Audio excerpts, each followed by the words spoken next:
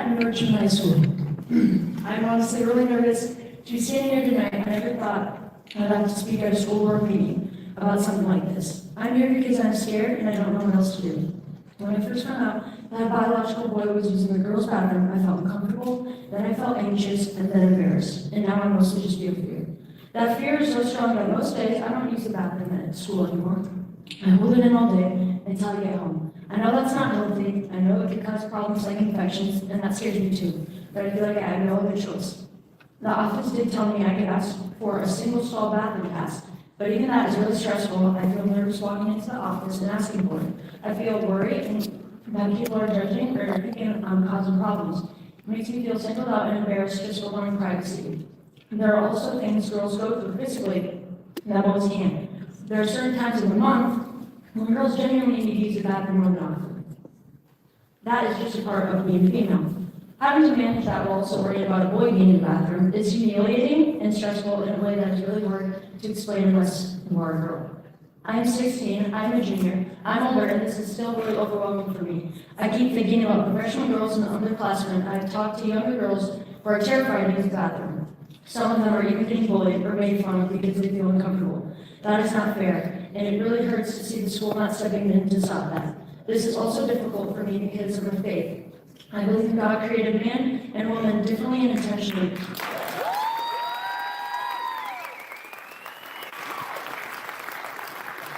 Makes me feel like my beliefs don't matter. I'm also an athlete. I love sports. I work really hard, and I worry about what these policies could mean for girls' sports safety in the future. But honestly, the biggest thing I want to say tonight is this. Girls should not have to stand in front of the adults and beg to feel safe at school. That should already be guaranteed. Keep going. Keep going.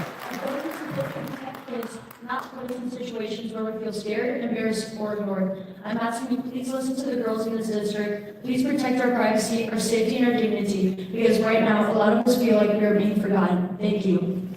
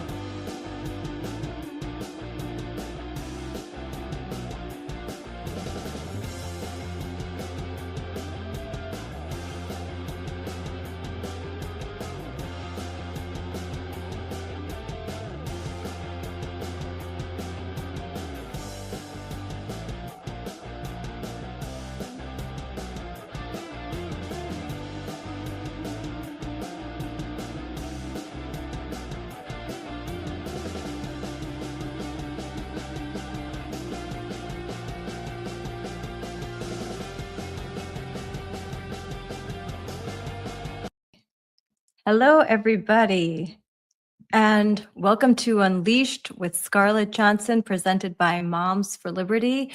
And today we are going to discuss something that's very important to me because it's happening in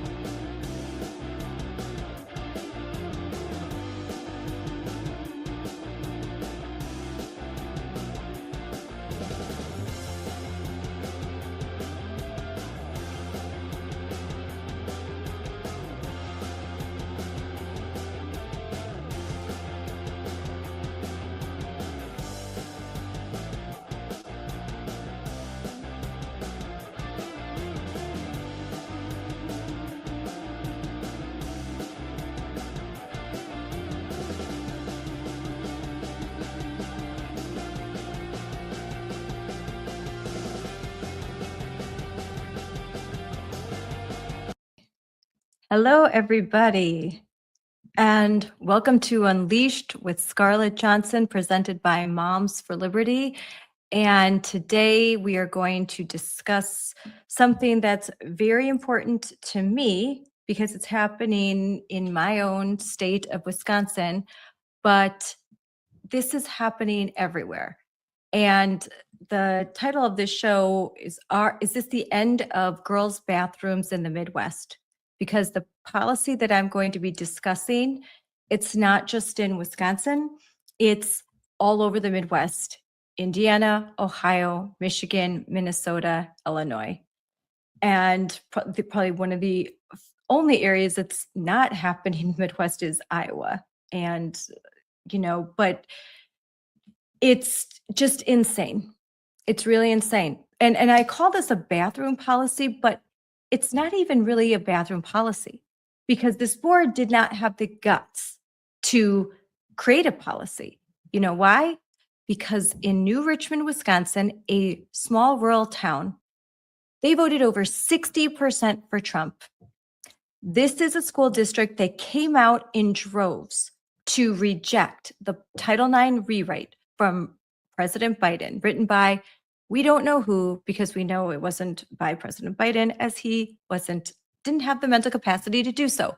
But the Star Chamber that controlled the country for the 4 years, they were behind a 1,500-page rewrite of a simple paragraph, a paragraph that provided protections and opportunities for women and girls in K through 12 education and in college.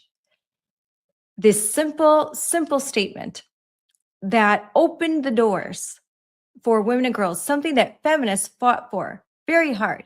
But now they are gladly handing it back over to men.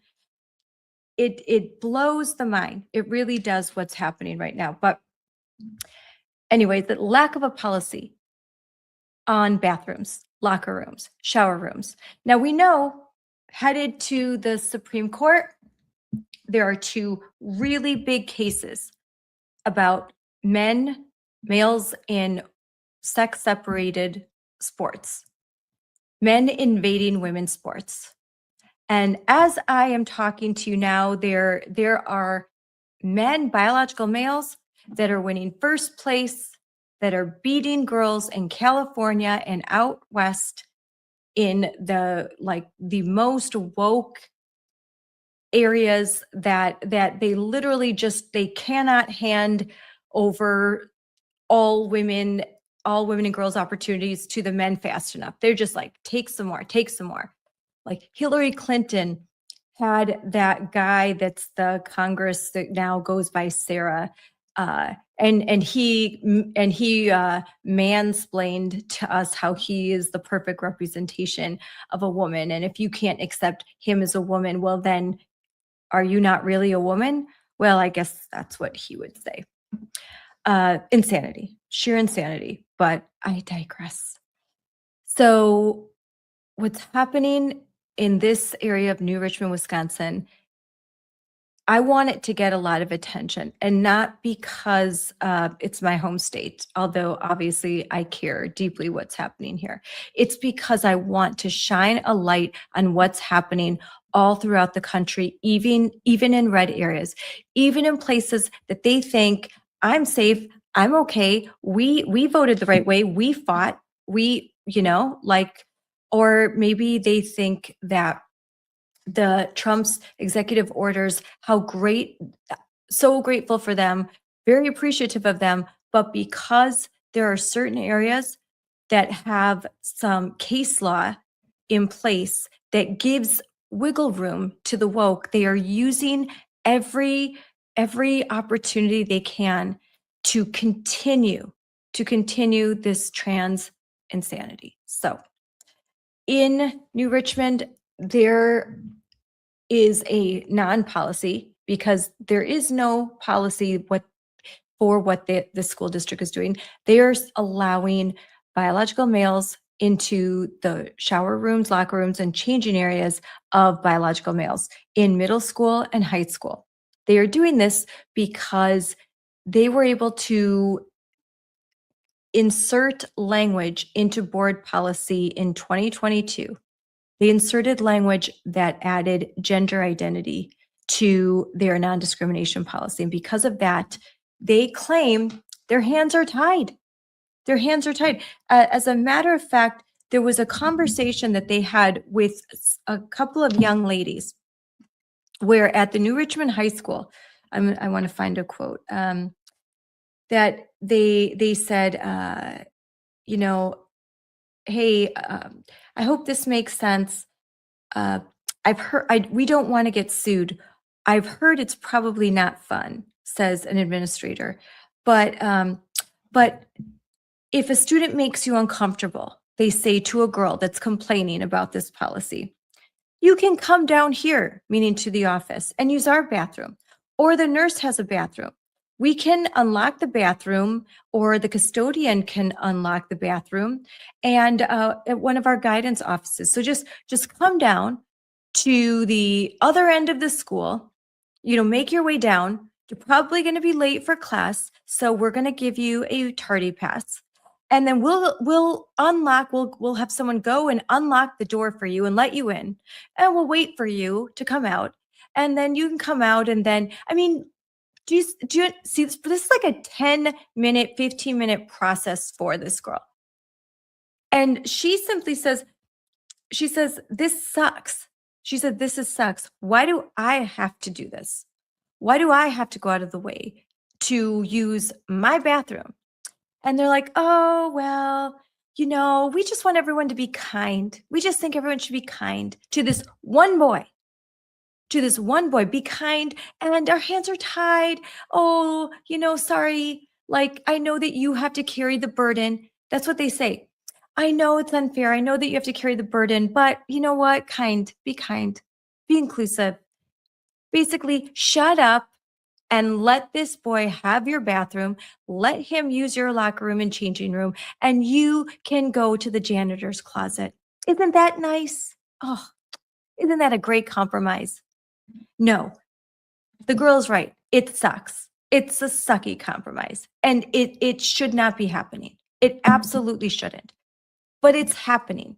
And so we want to shine a national spotlight on this in the hopes of reversing these bathroom policies all over the country. It has to end. Men can't become women. Women can't become men. If you identify as a biological sex other than the one you were born with, I am sorry that you are struggling with reality. But your struggle with reality is not my problem, nor is it my daughter's problem. That is between you and your therapist and your parents. But you do not get to come into the school and dictate that everyone bow down to you because of your feelings. Learn early in life that the whole world does not revolve around your feelings. That's something very important to learn, and it will do you well in life. Your feelings do not create policy for everybody. We are going to operate on biological fact. And the reason why so I'm starting this opening monologue before we talk with the lovely and gorgeous Evita Campos Duffy, who was present with her husband, Michael Alfonso, that she was there at this meeting with her husband, Michael, who's running for Congress. So he's running for the 7th congressional district, and New Richmond is in this district. So on the campaign trail, they went out of their way and they stayed for this 4-hour meeting. And because Evita is a journalist and she kind of knows her way around these things, she told her husband, write something about this so the whole world can know what's happening. And so he did. Michael wrote this great article that just appeared in the Federalist today. And it's kind of distills this whole big debate down to this article. And so great job, Michael. Bravo. I'm going to bring this up. This is what it is. 5 things to know about the secret Wisconsin school trans bathroom policy. And so I encourage you to go to the Federalist website and take a look at this quickly. I am actually quoted in it, which is great. But talks about this school board meeting that happened last week, Tuesday. We live streamed this. We live streamed on our Moms for Liberty YouTube, and I live streamed it on my YouTube platform on X. So if you would like to watch the whole 4 hours, you can. It actually, if you are like me, I was riveted. I've watched it twice. The school board speeches were amazing.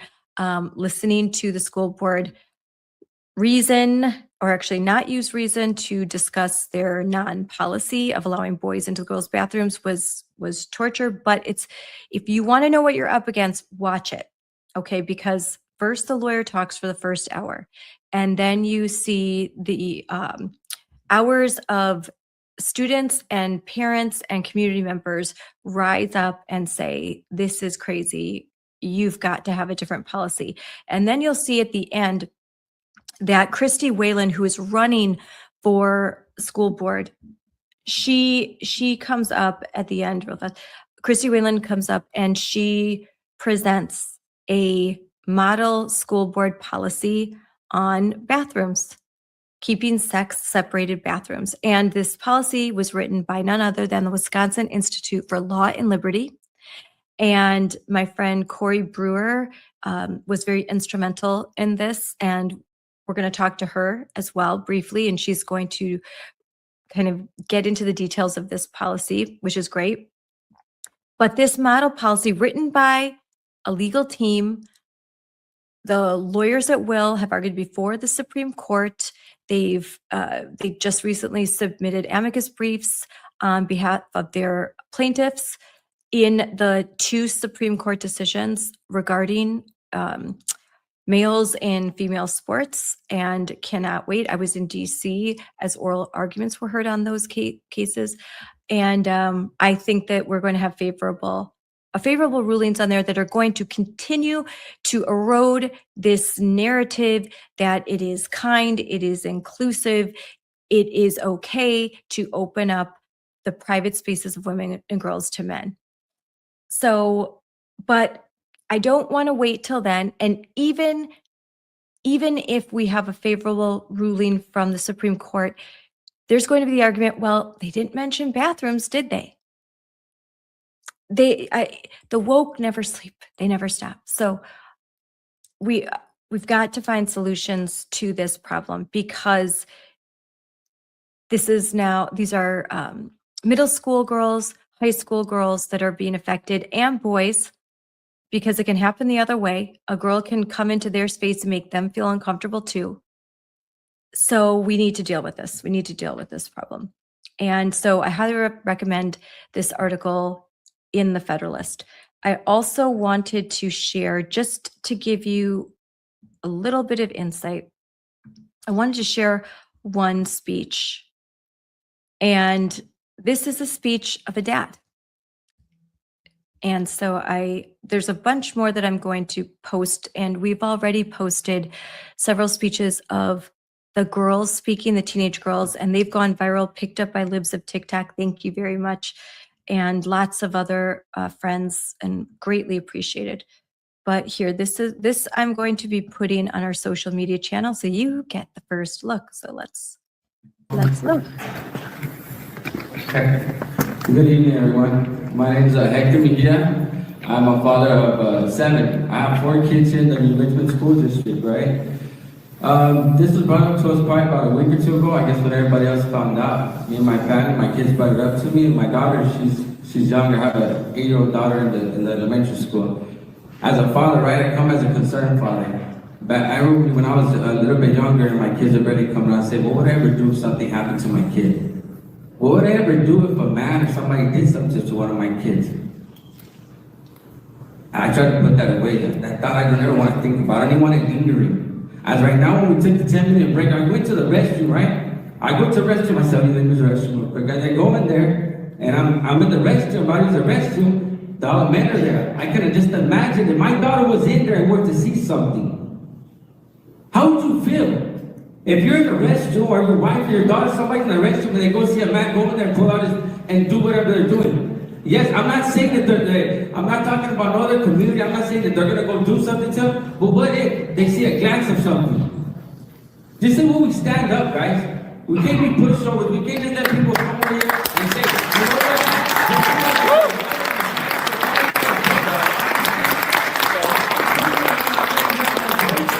know what? For my family, I'm not condemning nobody. I love everybody. But I come to you as a man. What decision are you going to come to today? When I came in this room today and I heard the lawyer right here speaking, it was pretty much telling me this is what's going to happen, guys. This is what's going to happen, and this is what, and giving me excuses to why this is going to happen. That's right.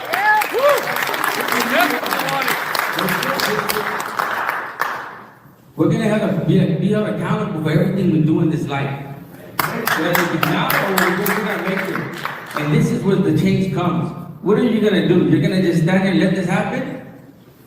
Ben, bro, I give it up to you. I understand it's hard. But as a man, like your son, father, think about the right decision, man. What's right? That's all I got. God bless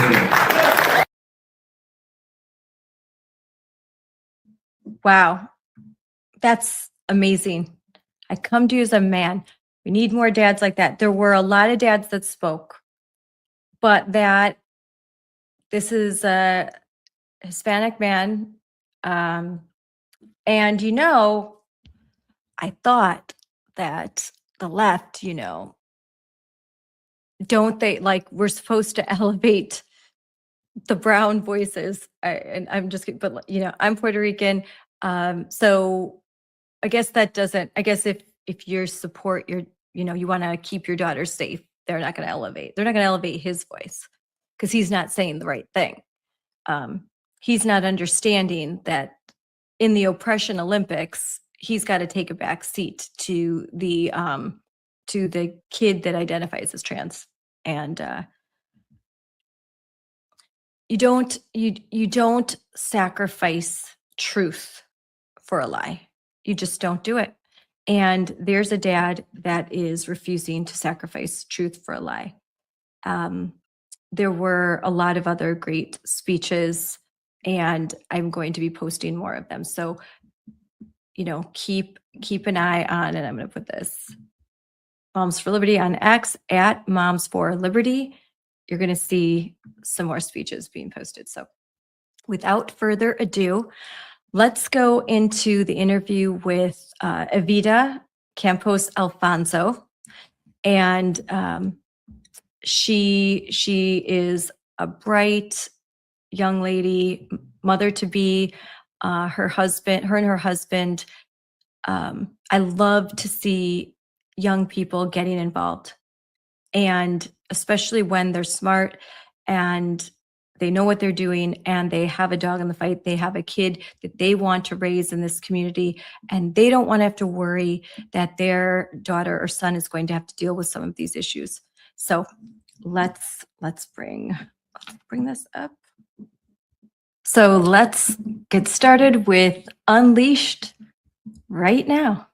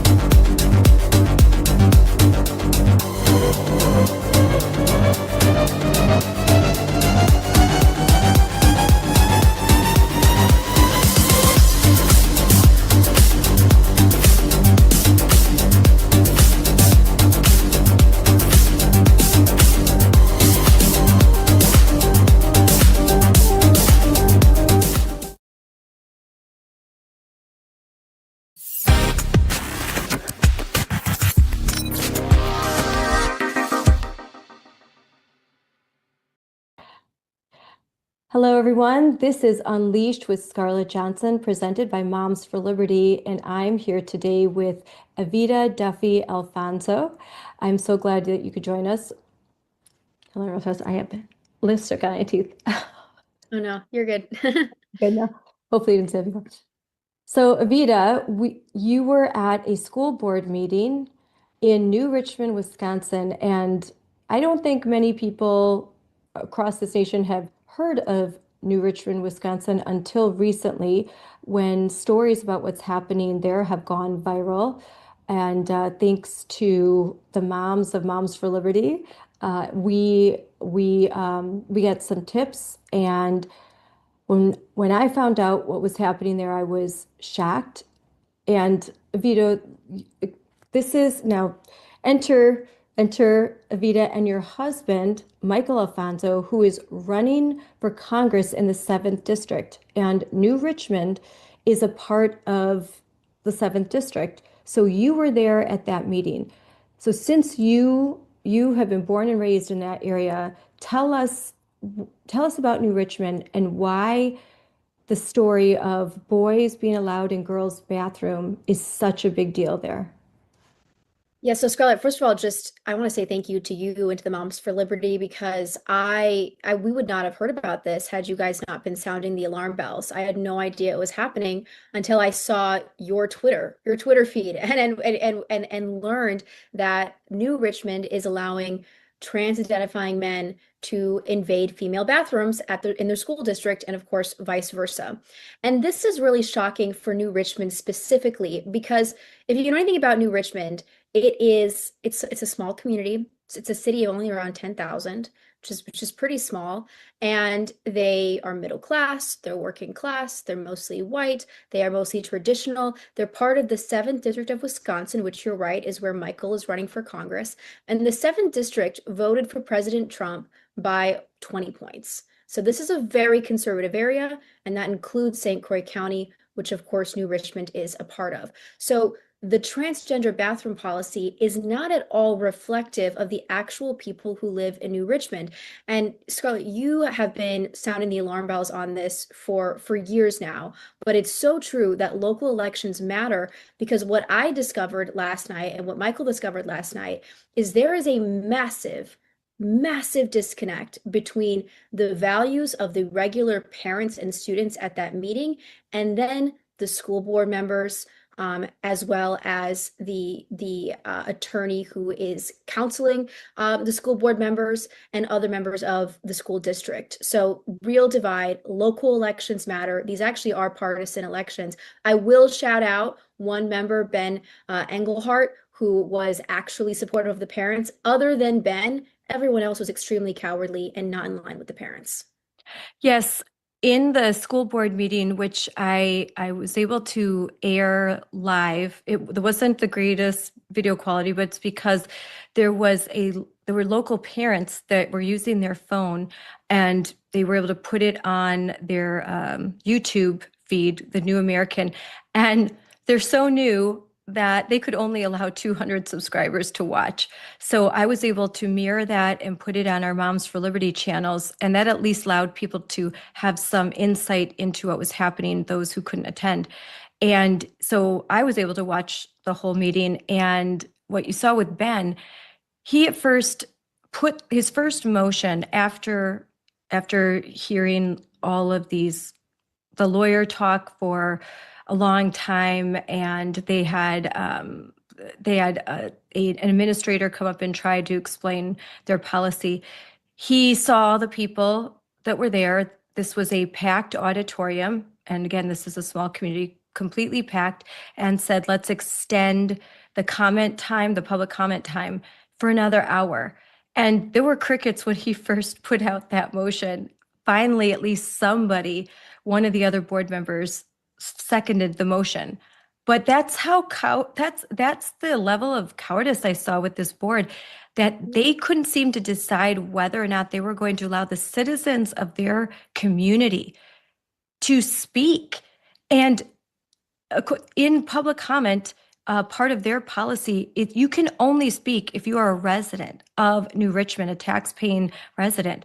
So those that were signed up to talk, they were all residents, and they were not quite, they didn't seem confident in the belief that even their residents could speak to them about this issue. Thankfully, Ben brought forth a motion and someone seconded it, and that did happen. But it was indicative of the level of just, I don't know, apathy. Hard to believe that this board could not have been touched by the public comment where there were so many young girls and their parents that came up to talk.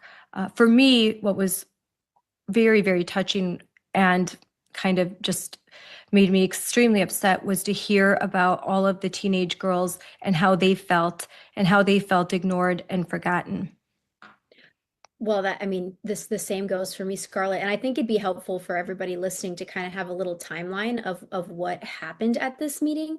So the first thing that happened was you had the legal counsel so this is somebody who's unelected, it's a bureaucrat. His job is to just advise the board, the elected school board, on what they should do policy-wise. So he comes up, he has a slideshow and a presentation where he essentially says, this is the law. We have to let men in the girls' bathroom. I have a lot to say on that. He's wrong, but that's what he said. After the legal counsel talked, you had another school administrator, again, try to come in and justify this policy. And then the board had asked their own questions, and then they opened it up to public comment. So public comment lasted for 2 hours long, thanks to Ben, which was wonderful. After the public comment, the board then made comments on the public comments. And after the comments were made in the public comments, then Ben introduced a resolution to actually fix this transgender policy right then and there. He introduced a reversal that essentially said only biological males and females can use the bathroom of their sex. And so that was not passed by the board. It was extremely cowardly. Only 2 of the board members, of the 7 board members, voted to pass this new policy. And then they went on to say that they would agree to review the policy at a later date. And in my opinion, this was a move to basically make a decision on this where they're not going to make a decision when not all these parents are in the room and they don't have the same kind of public pressure that they do at this moment. So very cowardly from the board. And that's just kind of the layout of the meeting. And each part of the section of the meeting has its own, I think, conversation to open up. Yes, you're right. That's a good thing to lay out the timeline. I think that I wanted to mention that the policy that Ben brought up had just been released by Will, the Wisconsin Institute for Law and Liberty. So this wasn't something that Ben just sort of dreamed up. It was model policy created by very astute lawyers that have won cases in Madison. They have argued and won cases at the Supreme Court. This is not just, even though they're called Wisconsin Institute for Law and Liberty, they are actually a national nonprofit legal firm that takes up cases that that no one else will, and protects people like me, because I won a case. They were my legal team, and they fight for free speech. They fight for parents, and right now they're fighting to protect Title IX and Title IX in the way it was originally intended, which is the protection of women and girls.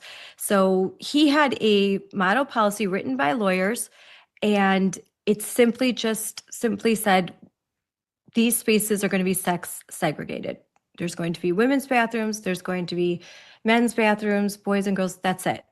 And yeah, like you said, they 2 voted for it, and then they agreed to table it and put it to committee.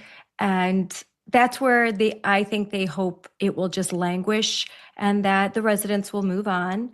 They'll forget about this. And then they're going to hope that something happens where it's not as uphill for them as it is now. Because frankly, the state of play, even in Wisconsin, even with the 7th Circuit Court, there is a very strong case to be made that schools absolutely can have policies that are sex separated. That means that bathrooms, locker rooms, changing rooms can be sex segregated. I would love for the interpretation of Title IX to be they must be. But right now, it's they can be. So with that, that gives this district the ability to make the right choice. And I hope and I pray that there are parents and girls that come forward and that they file a lawsuit against the school district and they fight the current policy that's in place. And that's going to be an avenue for change.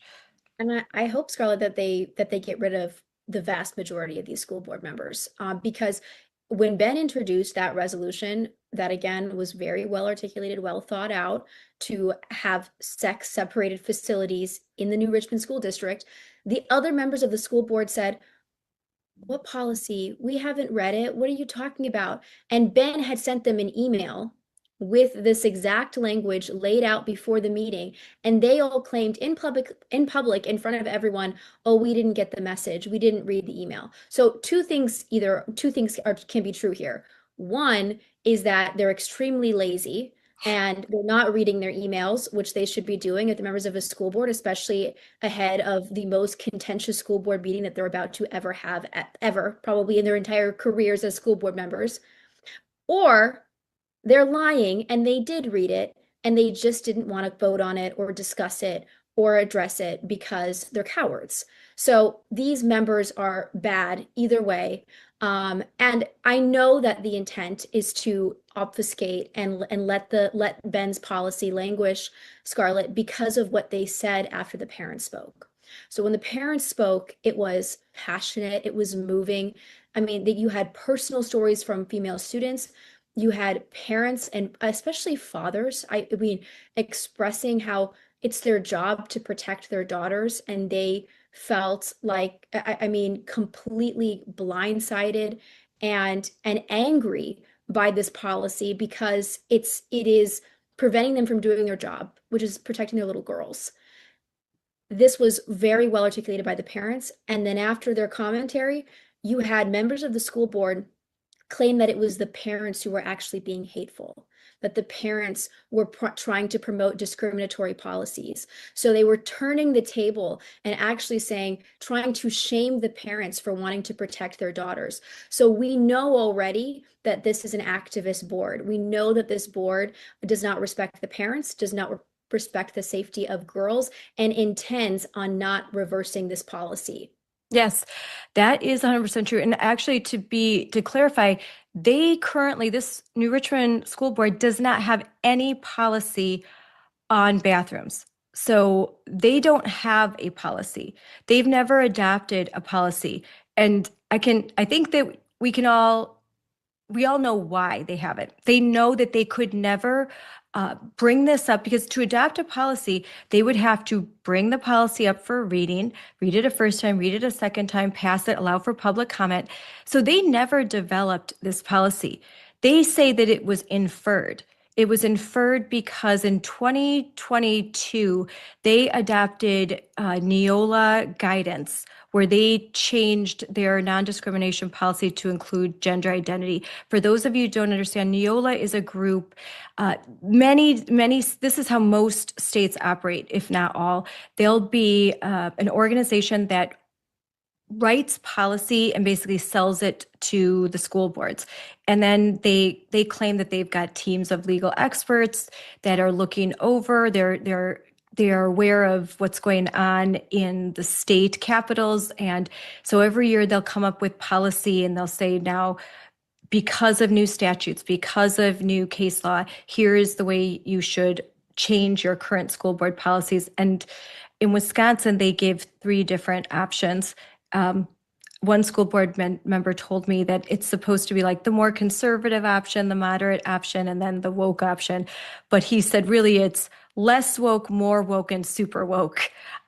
He's like, most of the time, if you have a good school board and a good school board president, you may use Neola, you'll look at the policies, but you shouldn't just grab them, cut, paste, and pass them. That's what a lot of school boards do. That's what this school board did. It's lazy. And if you don't have the time to put the effort to do the job of being a school board member, then don't run. Don't run for this office. Let someone in like Christy Wayland that's running right now, and I really hope she wins. We've just endorsed her. So that is a solution we can talk about later as well. But there's one school board member, right, that is very elderly and was not present. And I don't think she could even hear most of the meeting. It was very confusing, her presence, because it was by Zoom. And I had to have parents who live in the area tell me that, yeah, she hasn't showed up for a meeting. They can't remember when, and she's very sick. She's in her mid 80s, and she's running again this year. My suspicion is that she was told to not resign, to run, and then she'll retire almost very soon after the election if she were to win. And then they get to appoint somebody, and then they get to pick, they get to choose. They'd much rather that than allow the residents of New Richmond to run more, to have this open seat. They'd rather have an incumbent, somebody that they think can win. Incumbents have an advantage. So to me, and if I'm wrong, I'm wrong. This is just my opinion. And I think it shows that this school board they're not playing it straight with the members of the community. No, they're not. And just for some context, so the board it's a 7-person board. 6 of the members are male, which is, I think, interesting. And one of them is female. The one that you were referring to, Scarlett, is, for everybody listening, the only female on the board. And she actually admitted that she has been hospitalized during this meeting over Zoom. She admitted that she's been hospitalized for months for various physical ailments that she has. So she was Zooming in. She was interrupting people as they were talking because she couldn't hear what was going on. And then, of course, she voted to actually abstain from both, actually, I think all of the votes, because she was basically saying, I'm not here and I don't know what to do. And I never read the document that Ben sent, so I don't know what this is about. I mean, if she truly is incapable of the job, then she must resign. I mean, it's clearly the move here. And if she is aware, then again, she's not being honest, and she's using, this as an excuse, like, oh, I'm not here, so therefore I can't weigh in and do what's right. Either way, she needs to go. I mean, and that's my opinion about virtually everyone on this board, excluding. Yes. I wanted to ask you, Scarlett, a clarifying question, because this is actually something that's confusing to me. So Ben, I guess, like, he proposes this new policy, but you're saying that the policy, actually, there never was one, that this is just something that they sort of have been doing without passing anything. Now, if I look on the New Richmond School Board doc website, you can see their bylaws, you can see administration. Under program, they have under 2266 a non-discrimination on the basis of sex in education programs or activities section. And in this introduction, they say that the board does not discriminate on the basis of sex, including sexual orientation or gender identity, in education programs or activities required by Title IX. So is this like a copy and paste from another group? Is that what you're saying? Yes, it's a copy and paste from Neola, Neola, Neola policy. And Neola adopted that policy after then President Biden issued a Dear Colleague letter that was sent to Cardona, so Secretary of Education Cardona. That letter basically revamped all of the Department of Education. And then they wrote out a new definition of Title IX to include gender identity as a protected class under the guidance of Title IX. Immediately that was challenged legally. It was up in arms. And the Biden administration was told that it could not make that kind of a change without going through the proper rules process. And that's why it took until 2024, the spring of 2024, for the new definition of Title IX to be revealed by the Biden administration. So one paragraph, a simple paragraph, passed 1972, protecting women and girls' sports and education, became a 1,500-page document of just going through it. I mean, I didn't even read all of it, and I read a lot of it. It was basically a wish list for all sorts of other things, but it culminated, basically, to make a long story short, it basically was a dream wish list for the woke, DEI. It also it changed the burden. We could have a whole nother conversation about what a nightmare this revision was, and had it been affirmed by the federal courts, what a nightmare situation we'd be in, and had Kamala Harris won, because there was actually language there, speech codes, and that kids. It was essentially trying to monitor kids' speech outside of schools. There was language which there that if kids misgendered outside of school, that they could be dragged into a harassment case, a Title IX harassment case, even if they did this outside of school. It was horrendous. But regardless to say, it was never adopted. So this Dear Colleague letter was the basis for Neola to adopt these policies, to insert gender identity into the language of school board documents. So in Wisconsin, if you weren't paying attention, and a lot of people weren't, 2021, you're about to have your annual board meeting and you're going to decide, we're going to pass policy. Well, they'll just put all the policies together. They'll publish them on a website with a link. Most of the board members don't even read all of the policies. They're just assured by their lawyer, by Neola, that go ahead, this is all well and good, look it over and just pass it. So they'll pass it. Well, embedded into the policy was this term, gender identity, in non-discrimination policies.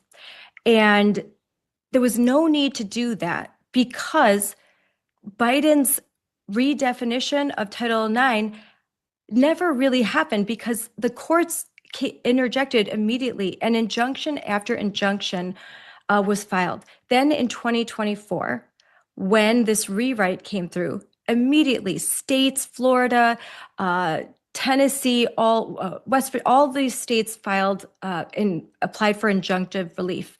Moms for Liberty had a case, it was the Kansas case. We actually won our case. July 2nd, 2024, we won, and injunctive relief was provided to any school that had a child of a member of Moms for Liberty or YAF. And that we went to work, and that was a crazy summer. Well, then another case, I believe it's the Tennessee decision, said that there were so many different injunctions that the courts issued a nationwide injunction against the enforcement of Title IX. So by fall of 2024, the new definition of Title IX, there was no teeth behind it. The federal government under Biden or Kamala Harris could not enforce what they wanted to do with Title IX. So it never took off, yet policies were enacted. And it's a long story to say that when you're not watching, bad things can happen.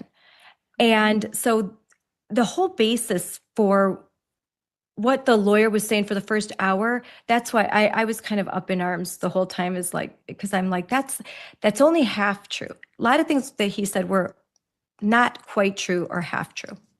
Yeah. So Scarlett, the Neola policy, around what year would that language have been injected? Because I heard from some parents that this policy has been kind of an open secret for over 10 years. So because they're talking about Whitaker. So this is a case that was 2016, 2017, and in Kenosha, Wisconsin. So in this case, there was a girl that was identifying as a boy, and she wanted to use the boys' locker rooms when she was changing and the boys' bathrooms. And they did not permit that. They had sex separated spaces. They also did not have single stall bathrooms. This was all very new back then. And so her and her parents obviously went to court, and she won. They did have to allow her to use the bathrooms, but there's a lot of language in that decision that said this isn't a blanket kind of free for all, that these things would have to be decided on a case by case basis. She had some medical issues. I think that there was no, another thing, the judge had said that there were no kids or students that complained about it. So parents complained, but they said there were no kids that complained about it. So they're like, well, no kids are complaining about it. A few parents are complaining about it. She's got medical issues. Okay, yeah, she can use the boys' facilities. That's a long story short. But so that single case in the Seventh Circuit, and that is the jurisdiction, the appellate jurisdiction under which Wisconsin resides, that started the ball rolling of, hey, if there's a kid that is identifying as transgender, we're going to have to, maybe we have to let them use the space of the gender they identify with. And I don't believe in all of this language, but that's what they would say. And so that's when it started. And so some districts, I think, started to adapt that. They were advised by lawyers to do this. But the policy specific to New Richmond was the term gender identity was not in place until they adopted the 2021 Neola guidance, and it went into effect in 2022. I'm pretty sure. Okay, got it. Yeah, because I mean that's helpful context. I think a lot of times parents are seeing what's going on and it's so confusing. Well, how can school board members not even be aware that this is a policy? I mean, Ben said, I found out when you guys found out. No one even knew that it was happening. And there is something that I think is really key here, an environment of fear that seems to have kept this secret under wraps. So I met a colleague of yours, Jolene, I believe is her name, Scarlett, Yes, right? Jolene. Yes. She's wonderful, such a sweet lady. She's actually from the St. Croix area. She's a representative for Moms for Liberty, and she has heard reports from parents that their children knew about this, but they didn't tell their parents and they didn't want to make a fuss about it because they were afraid of being labeled transphobic or bigoted or hateful. So it's this environment of fear of not wanting to seem like you're a bad person that caused a lot of these girls who are afraid and uncomfortable from speaking up even to their own parents. So that's how this policy has been able to operate kind of as an open secret for so many years. And I think why so many parents were shocked that they're just finding out about it now. Yes, Jolene has been amazing. She is the St. Croix County Moms for Liberty chair. So she's been the point person for me in all of this. We've had numerous Zoom meetings with some of the moms and some of the daughters. We're a small group and trying to find out what's going on and then to encourage them. And I can tell you, after talking to the young ladies and the moms, there was a lot of fear about speaking out at the school board meeting. And it took it took at least over a week of just really talking and encouraging and being supportive of the moms that they really shined last night. I was so proud of them. They really found their voice, and the moms, when they felt confident, the moms and the dads, they were able to pass that confidence down to their daughters. And I was hoping that there would be girls that would speak up and they would give their personal testimony. I didn't want a situation as happens so often, where many girls are uncomfortable. Many girls don't want these boys in their locker rooms, in their changing rooms, in their bathrooms, playing on their athletic teams. But they're girls and they're teenage girls, and they just have so much. They have a lot of trouble saying how they feel. They don't want to hurt someone's feelings. They don't want to be different. They don't want to be singled out. They're rule followers lots of times. Like, they want to follow the rules. They don't want to make the teachers angry. They don't want to make the principal angry. So they stay quiet and they go along. They may know that their parents would be very upset to find out that there's a boy in their bathroom, and then their parents might make a fuss, so they stay quiet. And they did stay quiet.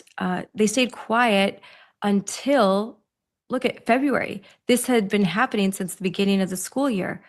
And it wasn't until just a few weeks ago that finally one of the freshman girls had to explain to her mother why she was refusing to go to school, why she would run home and run to the bathroom immediately. Her mom's like, "Why aren't you using the bathroom at school? Why are you acting so different?" She was more withdrawn. Her mom said she had noticed just big differences in her daughter. Finally, she broke down and she told her mom what's happening. She also told her mom that she had gone to the school administrators and said, she and a few girls, and said that they weren't comfortable with what was happening. And the administrators basically told them, "Well, you don't really have a problem, do you? Like, this isn't really a problem. You want to be nice, don't you? You're a good person, aren't you?" That kind of that really makes my blood boil. You know what? Especially why, Vita? Because they didn't call the parents. They didn't say, "Hey, before we talk to you, we should probably have your mom or dad here." And after the meeting, they didn't call the parents. So that really, really bothers me, because I want to be with my daughter in these situations, because she's a kid and she's with adults and she doesn't have the capacity to protect herself. And I would definitely want to be there for these conversations. I do not think that there should be such important conversations had with school officials without parental knowledge or consent. Well, I couldn't agree more, Scarlett. And the situation is, it's as described to me, and again, this is allegedly, Allegedly. it is very concerning. So there is the catalyst of this, the young woman that you were describing, who said she didn't want to even use the bathroom when she's at school. There is a boy, a male student, high school student, who has decided at the beginning of the year, "I now identify as a female," but he grew his hair out. He didn't change his name. And he is crossing campus, allegedly, to use the freshman bathrooms particularly over any of the others. So he's taking a hike to go and make sure that he's using the freshman bathrooms whenever he gets a chance, which of course is making these particularly freshman female students very, very uncomfortable. Again, this is an older male trans identifying student.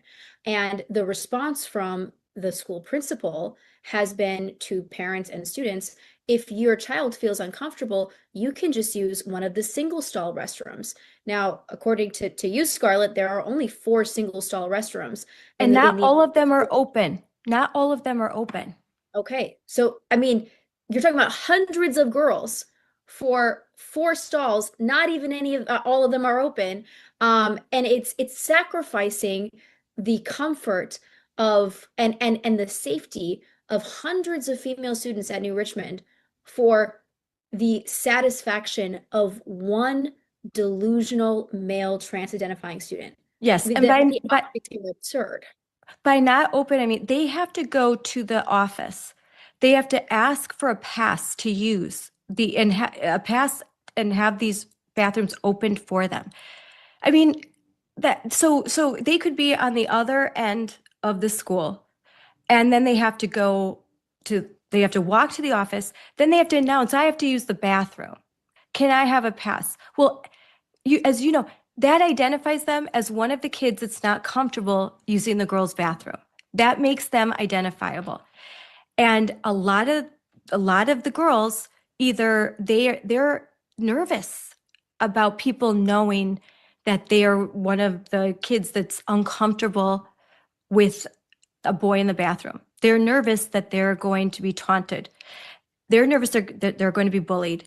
And again, reports that I have heard from parents and from a few girls is that they did experience bullying through through Snapchat. They were getting posts, they were getting teased, they were getting threats, such that there was at least 2 girls that didn't want to go to school once this whole thing started to kind of come out in the open. And the parents had to coax, and they had to call the school and say, my daughter doesn't even want to go to school now. She's getting teased. She's getting bullied. What are you going to do about this? We're all so concerned about this trans boy being bullied. My daughter's actually getting bullied. So what are we going to do about this? And it's really a whole big plate of nothing is being done about what's happening to the girls. They just have to suck it up and take it.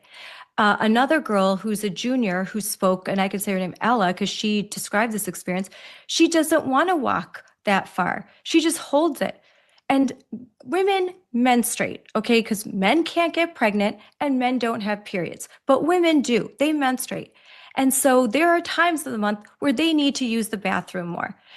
They want to now call their mom and say, can I drive home and take care of things, then come back to school? Well, this is extremely disruptive. This is all so disruptive.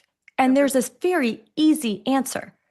Open up the stalls for this single boy and leave the girls alone. Yep.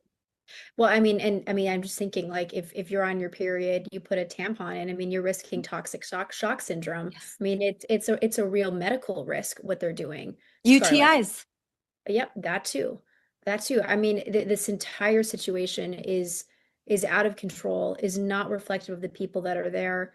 And to me, I think and I want to ask your opinion on this, Scarlett, because one of the first things that happened at the meeting, which you might have missed if you were watching the stream, as the legal counsel was lecturing everyone, again, this is an unelected bureaucrat who's basically telling the parents of New Richmond, we have to have this policy. It's the law. Again, it's not. And guess where he's from? The Twin Cities too.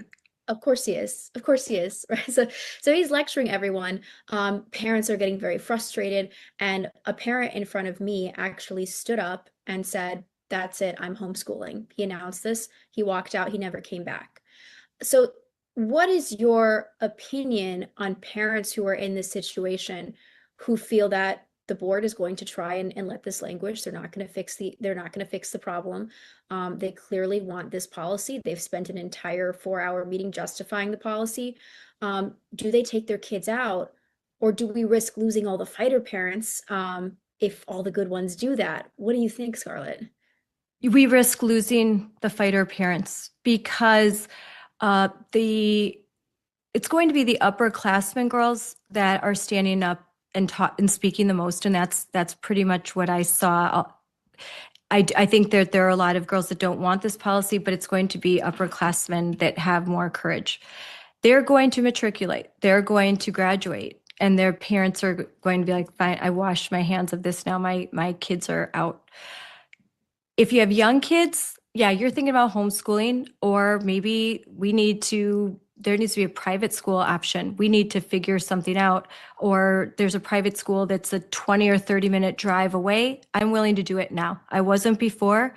I'm willing to do it now. I'll get another job if to get my kids out. And that you lose your strongest parents. I have seen it happen way too many times, even in my own community, where when finally just too frustrated, everyone just started pulling their kids out and they put them in a private school. They move to a different community. They check out. We're not there in New Richmond. These parents want to fight. And a lot of these families cannot afford an expensive private school. There are a lot of single moms. There are 2 working parents who cannot homeschool. That's not an option for them. So they are committed to fighting for their community. So I hope that they do, because if they keep showing up the way that they did last night, they absolutely will win this. And they'll win it at the very least by winning the school board elections. There is the opportunity to elect someone different right now. I mean, the elections are in April. They can vote for Christy Westland. She spoke, and I've met her and talked with her personally. She's amazing. She's run for school board 3 times.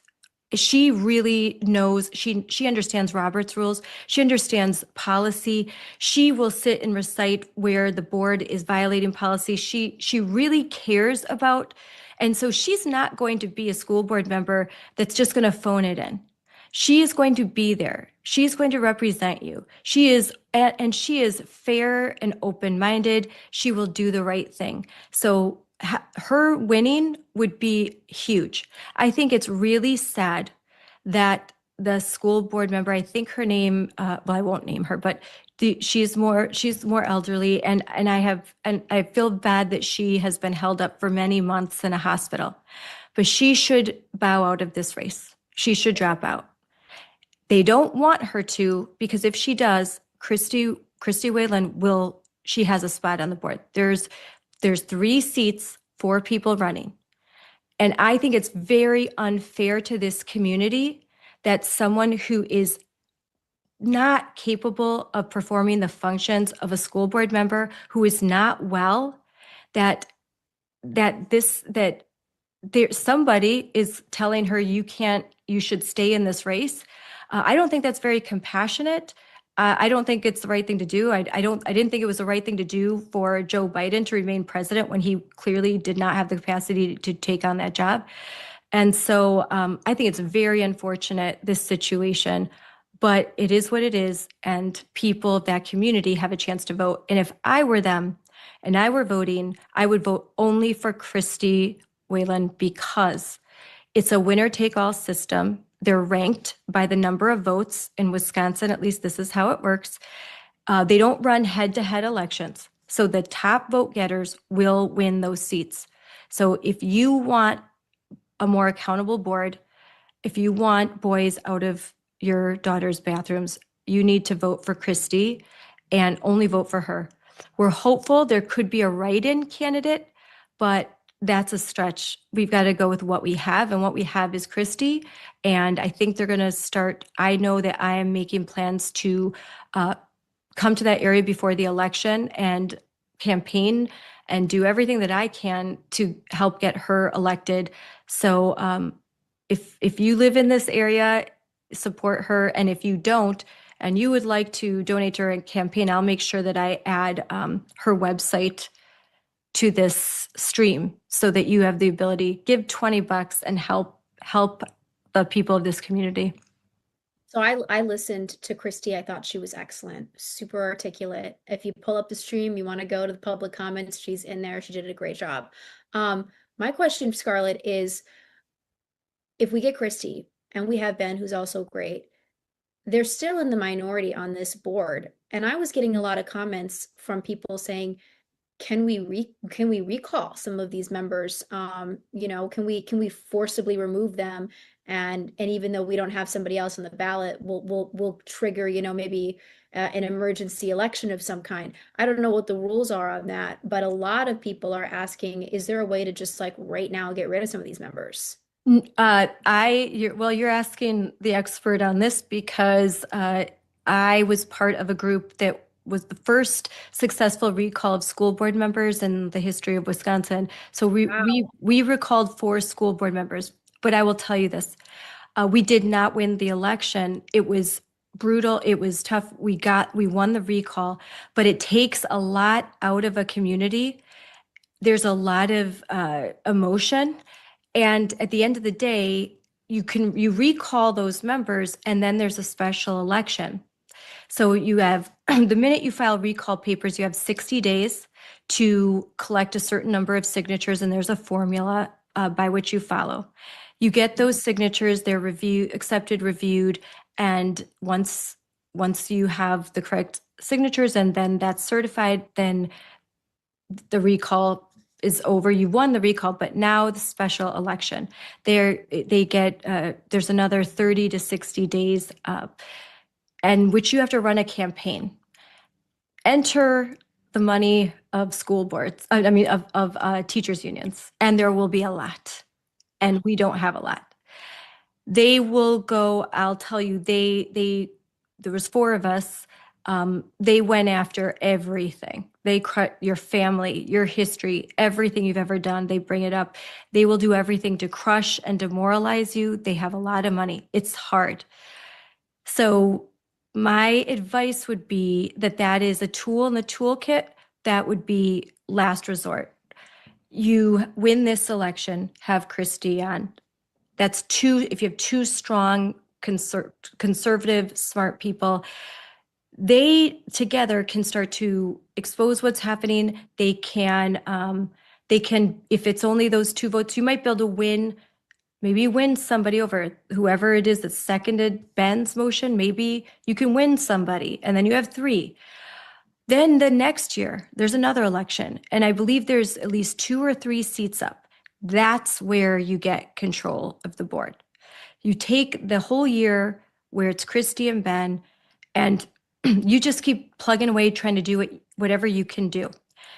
And then when the election, then you recruit very good candidates to say, we can have control of this board, and then we can have policies that are in line with our community, and we can get back to focusing on education and providing the highest quality of education to the children of our community.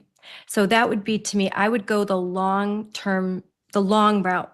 It's the more viable route, and I know you may not get that immediate relief, but if you keep putting pressure on this school board, there's going to be resignations. I've seen that happen. That just happened in Watertown. 2 conservatives won, and it was a 3-4 school board. But the amount of pressure that they were able to continually exert kind of wore out 2 of the other school board members, at least 1 or 2, and they just resigned. They're like, I'm out. I don't want to deal with this anymore. That happens. I've seen it happen in Wisconsin a lot. So that's would be my advice. I would say, don't think about recall yet. Save that if something very egregious happens. Really try and go through the process that's available to you right now. I think that's really good advice. And I hope somebody clips this and then sends it to all the parents in New Richmond so they get that explanation from you, Scarlett. Because something important about these school board members, I was looking them up yesterday and this morning. Who are they? How long have they been in office? Like, how long have they been in charge? These are pretty old school board members. And that's normal. And old isn't necessarily bad. But when you talk about wearing someone down, when you talk about somebody just throwing in the towel and saying, I'm done with this, that's a real possibility if you're somebody who's been on the school board since the 1980s. And you Yes. might be in your 80s or 90s yourself, and you don't want to have this fight anymore. It's a pain in the butt. You've got parents furious at you, students furious at you.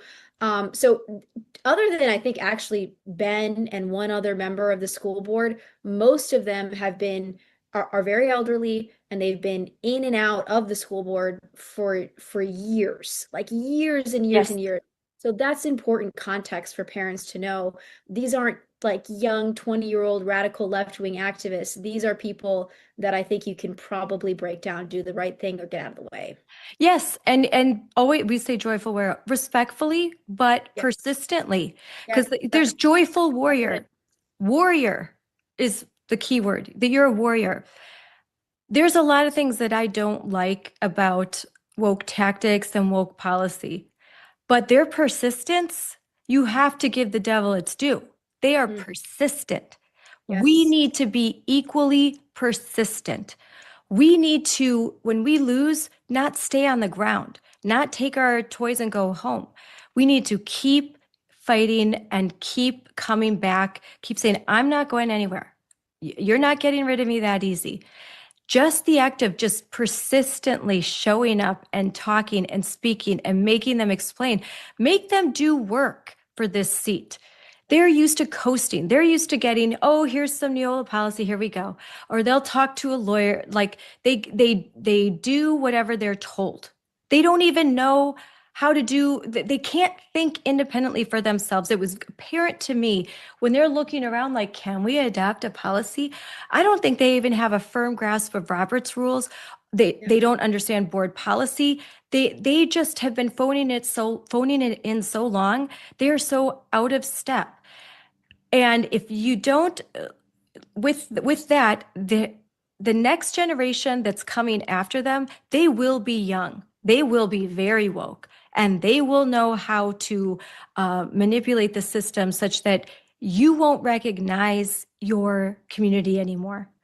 And you'll be the area where there's a drag queen story time, and you'll wonder, like, how did we get here? This is how, because if you don't stand up right now with just this one boy, it will spiral into so much more. So please keep fighting and stay involved. And this is your community, Evita. I'm sure, like, Michael was pretty shocked by what he's been hearing and what he saw. And I think that there's a lot to fight for. You're about to have a baby. You want your child to be raised in a community that was like what you grew up with. Yeah, I mean, and that hits the nail on the head. I mean, there's so much motivation. And Michael, by the way, we consulted with you, Scarlett, about, if Michael actually gets elected to Congress, what can Michael do? Real concrete examples, very easy, defining biological sex as male and female in Title IX so that they can stop reinterpreting it in these ridiculous ways. Easy. Congress can do that. They probably should have done it yesterday. Yes. But that's why you need fighters in Congress who are going to make this a priority. For Michael, it will be a priority. And young fighters too. I think young men, like, that's why I'm young and full of like fire and have a baby, and they're gonna they're the Davids that are gonna take on Goliath. And Scarlett, I mean, I think what you laid out, even just having this conversation with you, I feel really hopeful about what can be achieved in New Richmond. And when I left, I will admit that the board, they said, we're not going to vote to have this, biological sex respecting policy now. We're going to table it and discuss it later at an undisclosed time. And the feeling in the room was very downtrodden. I mean, they had just done 4 hours of this and they made their opinion heard, and they did such a good job. And then it felt like, oh, we just lost. But what you're saying, Scarlett, is this is not over. Like, this is just the beginning. It's and just the beginning. The parents need to know that. We need to spread the word, because I think you're 1,000% right. The energy in that room is enough to, I think, win this. They can do it. 100% it is. It's the energy in that room will change the community if it is consistent and persistent. If you don't let down and you just keep showing up and you keep standing up and you keep making your voice, don't let this just go away. Don't think, well, what can I do? That's what they want you to feel, like it's hopeless. That lawyer was there to make you feel like there's nothing you can do. You can't change anything. It's funny because if that was the advice, why all these ICE protests right now? Why are they are always going after President Trump. They never stop. It's relentless. They don't give up. They tell you to give up. They tell you there's no hope. But with what we have, all of the things that we discussed, all of the points that Ben brought up in that meeting, and there's so many more, we have the legal ground to stand on. We've got President Trump in office and in charge of the executive, and that's federal funding, and they are risking losing it. That is a very real possibility for them.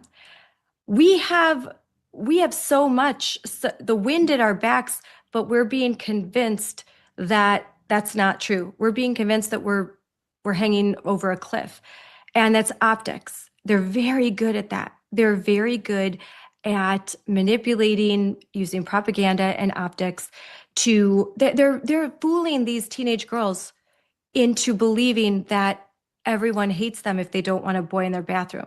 The majority of girls don't want a boy in their bathroom. You are in the majority. You just don't know it. So the more that you speak things out, this is what Jennifer Say said, wearing the shirt. The more you say something that's true, the more that inspires courage so that another person can say, you know what? I think the same thing. And pretty soon one person can be labeled crazy. 2 people, 3 people, 5, 10 people, and you've got a movement. And that's what you have to think. You just can't go quietly into that dark night. This is your time to fight. And if this isn't your hill to die on, I don't think you have a hill. So you need to make this fighting for your daughters. Don't let them put you through these humiliation rituals. That's what they're doing. This is all struggle session. This is Maoist struggle session.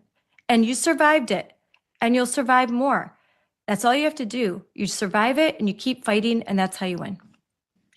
Listen, I think you hit the nail on the head, Scarlett. And for parents, maybe who are listening, like I have used Moms for Liberty and you specifically, Scarlett, as a resource for years now. You're incredibly articulate. You know the law. You have the game plan. You fought these battles before, so you don't have to think that you're alone. I mean, go use the resources that you have. And which is Moms for Liberty, who have done this, who are ready to be helpful in any way possible, because we all want to see this change. So I don't know, Scarlett, I'm blown away by you and what the work that you guys are doing and the way that you helped these parents last night. It was incredible to witness. Even though we didn't get the kind of outcome that I think we would have really wanted, there is a game plan.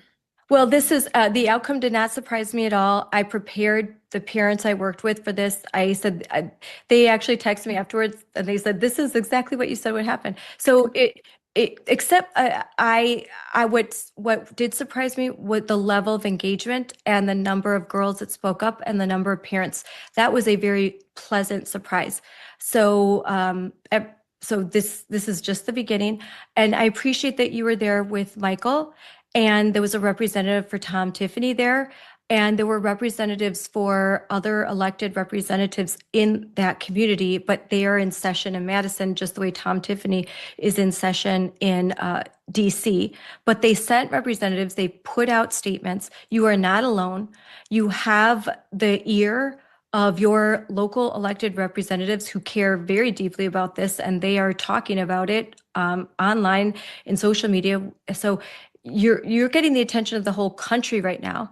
And let's get the attention of the Department of Justice. Let's get the attention of the Office of Civil Rights, the Department of Education, and let's make this the test case that would be my dream. Let's make this one of the test cases so that we can stop this madness in Wisconsin and all over the country once and for all. Couldn't agree more, Scarlett. I couldn't agree more. Well, thanks for coming on. I'm so glad that you were able to share it. You were there in person, and I'm really glad to get your perspective. Keep fighting, and I know Michael right now is on the campaign trail. So I wish you both well. Michael wanted to be here, and I mean, he is so committed to this. He was there last night, and he stands with the parents. He wants to go to Congress and actually make sure that this does not ever happen again. That is the goal. And so thank you so much for having me right now, Scarlett. And Michael's here in spirit. He's totally on the same page. So yes. All right. Well, I'll see you both soon, I'm sure. Thanks. Okay. That's good. That's great. Thank you. Now I have to run and get my daughter, but that went really well. There's some good, and I'm glad you brought up the recall, because I actually, someone asked me about that. They said, could you talk about that? Because I want to stop. Don't talk about recall. Go work those campaigns. Parents, you must always hold the keys to the AI toolbox. AI is already in classrooms across the country. Millions of teachers are using AI in various ways. They use it to grade papers and to streamline their workload. They use it to create individual learning plans for students. And students are already using AI too. They're using it for research in the classroom, and some are using it to create new technology and use it in innovative ways to advance their learning. It's really exciting to see what's happening. Truly, there's also a downside to having AI in the classroom with without any guardrails. We hear stories in the news already across the country, and parents are testifying that this is happening. Parents who say character AI is also pushing dangerous content to kids, and at times acting like a digital predator. These companies knew exactly what they were doing. They designed chatbots to blur the lines between human and machine. 1 in 5 high school students reported that they or someone they know has had a romantic relationship with AI. Researchers found the bear openly discussed sexually explicit and dangerous content with kids. The other problem that we're seeing with AI is it's not always true. Sometimes AI can tell you what you want to hear, not necessarily what is true. It's not helpful when students just use it to directly cheat. Parents have to understand the algorithms that are basically set up to direct our children to look at certain things, feel certain things, and believe certain things. That's the role of a parent, not an algorithm. We are living in a moment of wonder, and it is our responsibility to prepare children in America. Moms for Liberty is leading the charge on unifying, educating, and empowering parents to understand AI and how it's impacting our children. We're already doing this by joining the AI and Education Task Force under the leadership of First Lady Melania Trump. I've personally attended 2 meetings at the White House on this. I've spoken to members of the cabinet about the guardrails that need to be put in place to protect our children. Because we understand the importance of empowering you to protect all children, we've created model policy that you can download and take directly to your school board and ask them to adopt. We've created school board speeches that you can change and modify for yourself and use to speak to your school board in a public forum. We've created draft policy for the state level that you can go meet with your state legislators and ask them to sponsor the bill and start moving it through the process so that all the children in your state will be protected.